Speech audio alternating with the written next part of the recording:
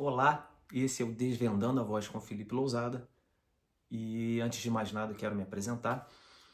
Sou cantor profissional há mais de 20 anos e atuo como professor de canto há 7, tá certo? E nesse vídeo a gente vai abordar sobre a voz cantada, como melhorar a nossa voz, como colocar de uma maneira um pouco mais equilibrada e saudável a nossa voz, tá certo? Sem mais delongas, vamos direto ao vídeo, lembrando que nesse vídeo a gente não vai entrar muito em termos técnicos, nem sobre nome de músculos, tá? A gente vai falar mais de forma prática como executar os exercícios, como cuidar da nossa voz, como encontrar os ajustes de maneira mais fácil, tá bom? De uma forma bem didática, para que você consiga aplicar de primeira já na tua voz, tá certo? Então, vamos juntos.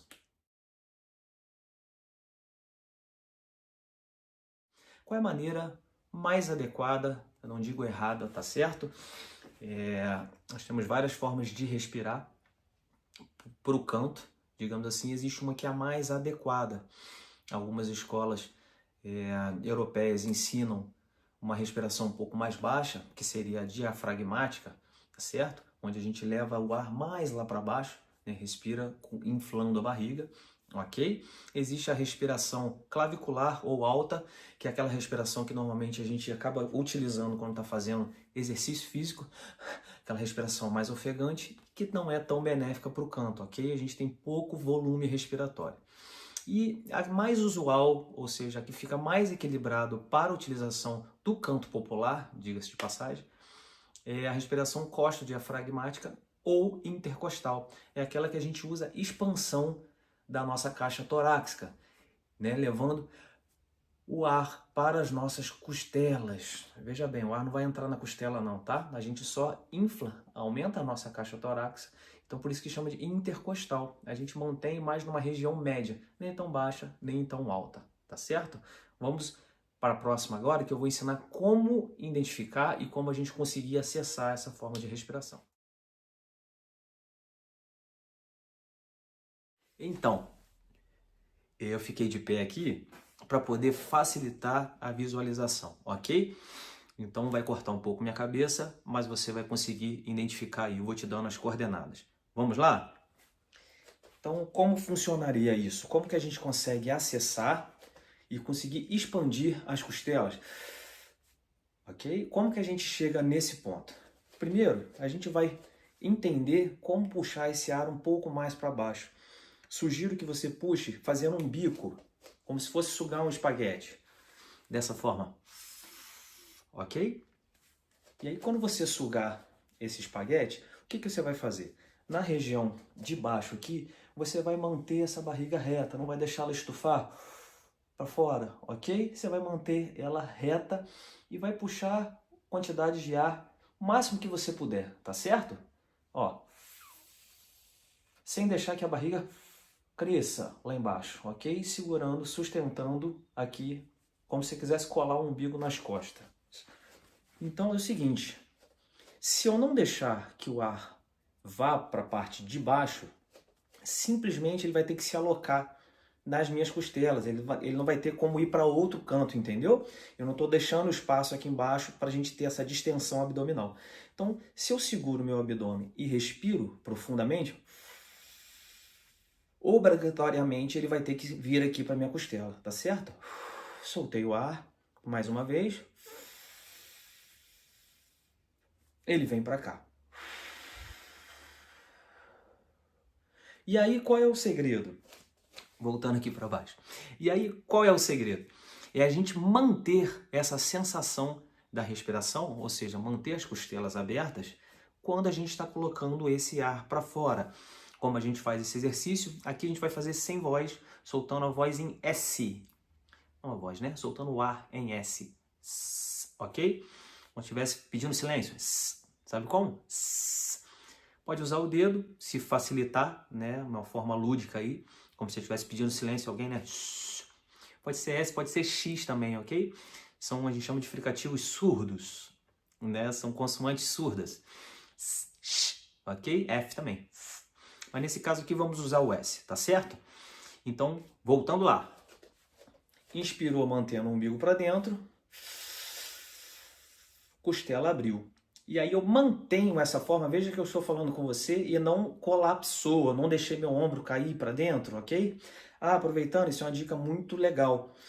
Facilita a entrada de ar para as costelas, manter os ombros para trás, ok? Como se você quisesse mostrar o externo, estufar o peito. Olha, ombro caído, vai me atrapalhar, não vou ter espaço. Ombro para trás, eu já levanto o meu externo aqui e facilita esse ar transitar aqui para as minhas costelas, tá certo? Isso também é uma dica de ouro, salva aí. Então vamos lá, vou me inspirar sugando como se fosse um espaguete, mantendo a barriga para dentro. E agora eu vou soltar em S sem deixar fechar.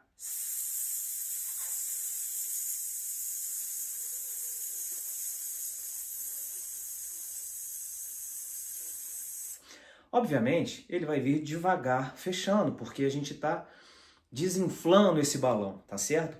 O que não pode acontecer é quando eu começar a soltar o ar, eu já liberar aqui, tá bom? Isso a gente está simulando como se estivesse cantando, como se estivesse fazendo uma nota. É como eu mantenho, de certa forma, o apoio, tá certo? Quem já estudou voz, quem já fez alguma aula, já deve ter ouvido falar no tal do apoio, né? Que nada mais é do que essa manutenção no canto popular, ok? Nós estamos falando de canto erudito. No canto popular, é a manutenção dessa postura, ok? É desse jeito. Vamos para o próximo vídeo.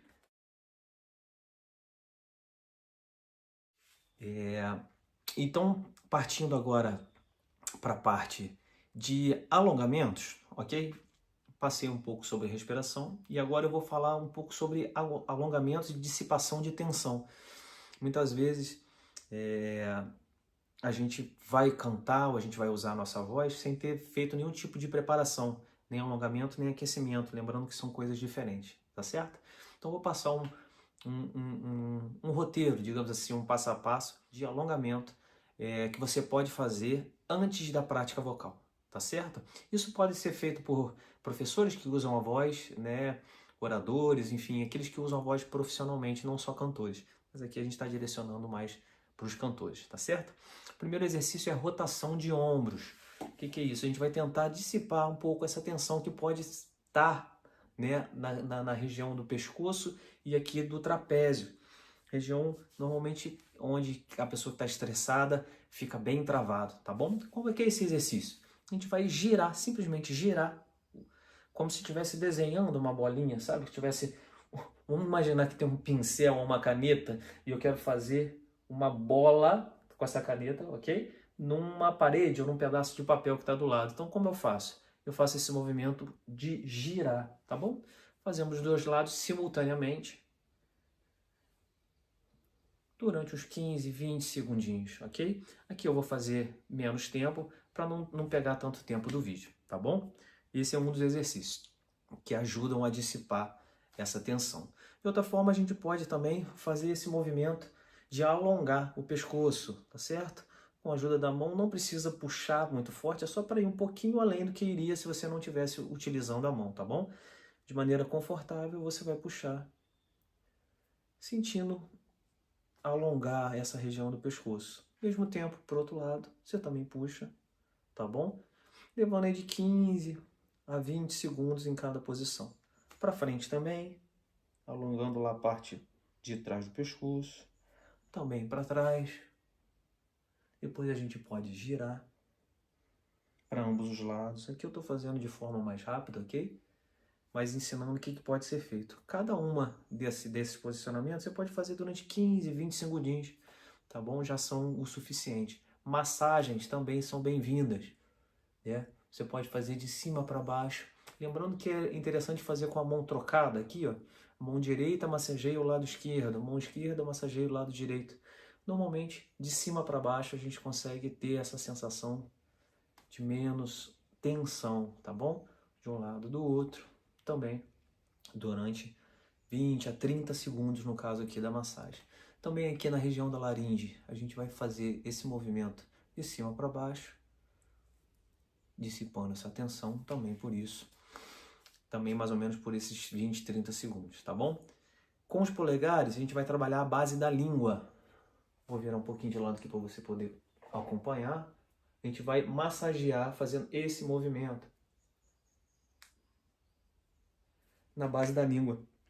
É comum alguns cantores terem tensão de base de língua que atrapalham na hora de cantar, principalmente agudos, tá certo?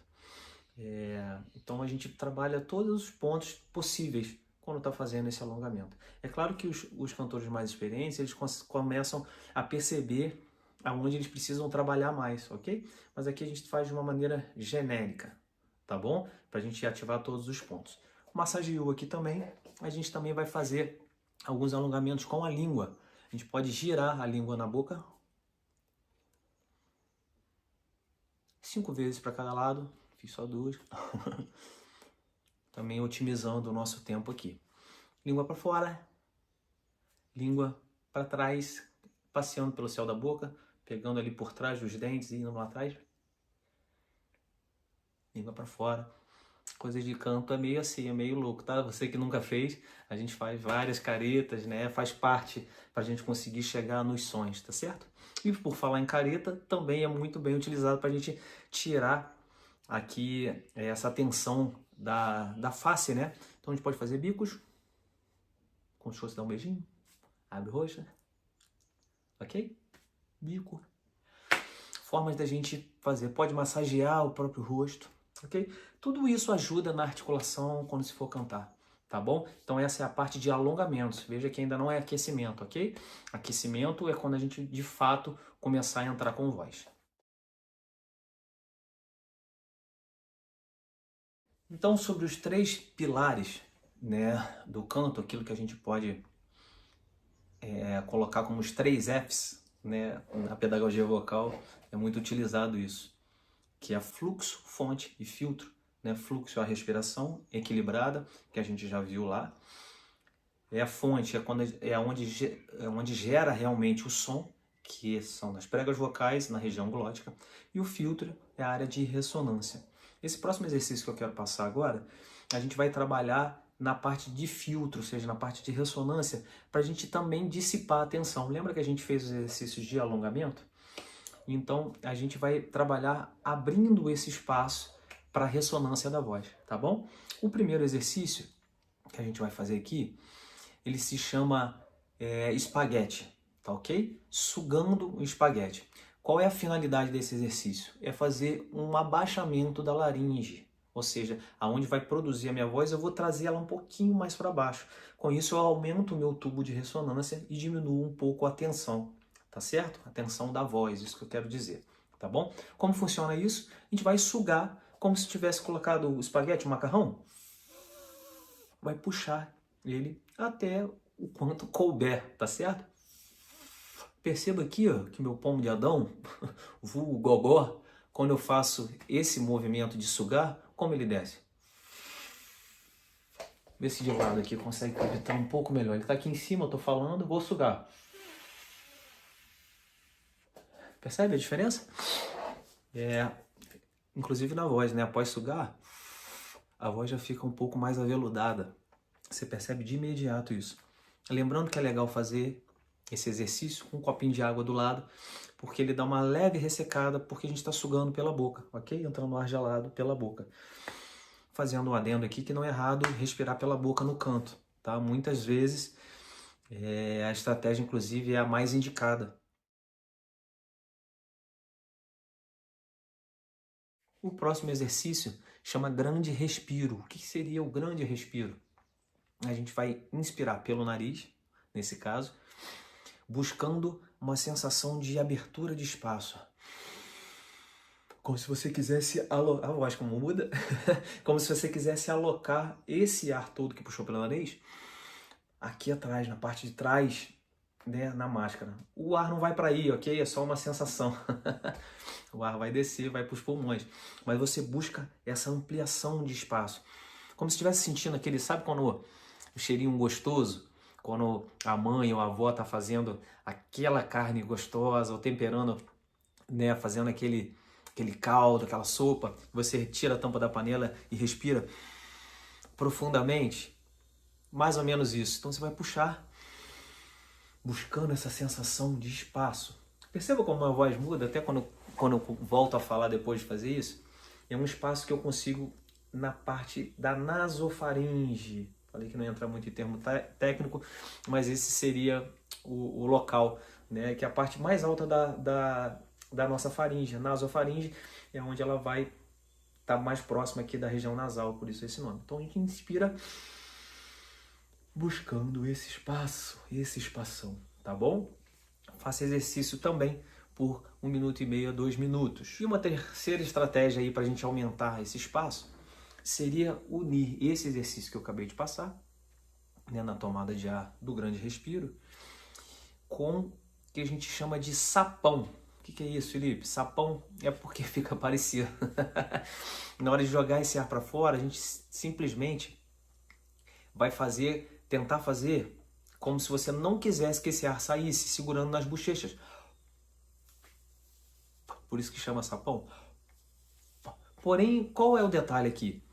Não é simplesmente segurar na boca. A gente quer aumentar todo o espaço do trato vocal. Então aqui eu limito para que esse ar não saia, ok? Mas eu busco aqui atrás essa sensação de alargamento, afastamento, como a gente fez no grande respiro. Inclusive, quando eu empurro esse ar para sair, eu deixo com que esse ar tome esse espaço.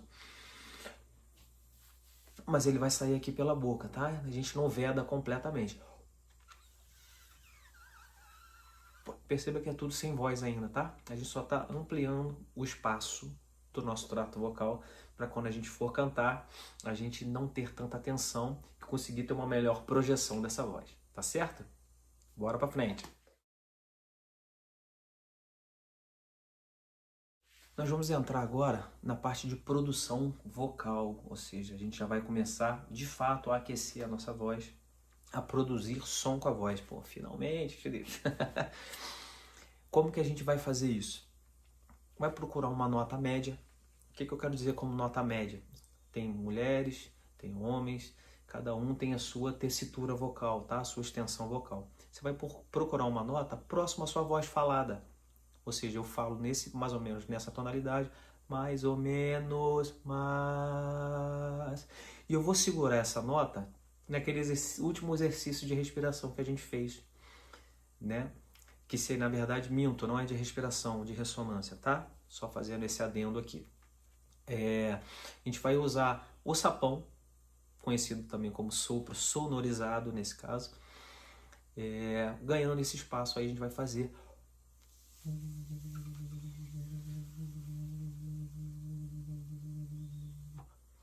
esse é uma parte de aquecimento já vocal, tá certo? Lembrando que esse som é pequenininho.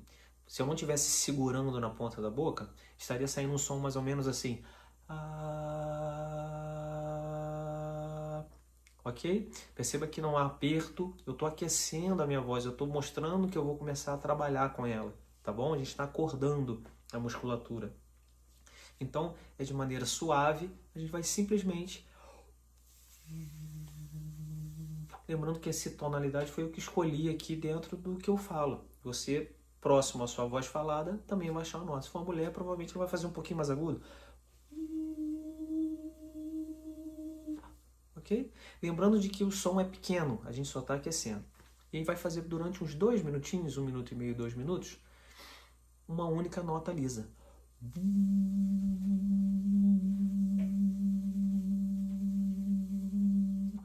Lembrando de usar a respiração que a gente aprendeu lá no início do vídeo, tá certo?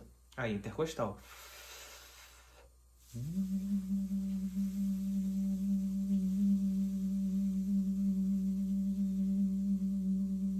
Apesar da veia saltar aqui, eu não tô fazendo esforço não, tá, gente?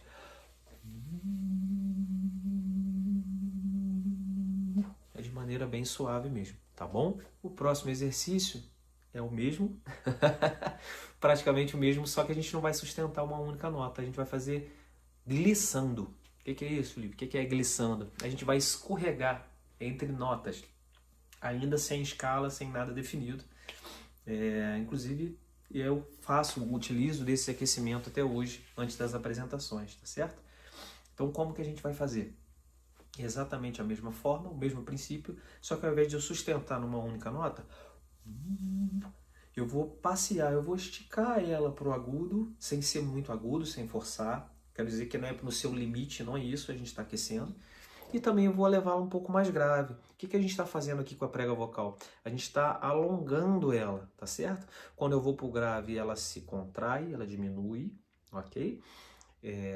O tamanho dela. E quando a gente vai para o agudo, ela vai esticar, tá bom?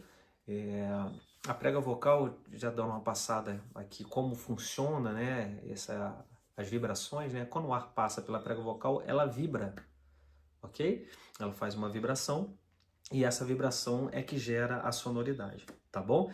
Então, quando a gente está no grave, ela está um pouco mais comprimida e quando a gente está no agudo, ela está mais esticada. Eu vou ficar transitando entre notas de maneira confortável, indo mais para o grave, indo mais para o agudo. Conforme eu vou sentindo que a voz vai aquecendo, eu vou passando um pouquinho mais para o agudo, ok? Eu vou sentindo isso sem forçar, tá bom? O importante é que você não sinta desconforto e busque sempre essa sensação de espaço lá dentro.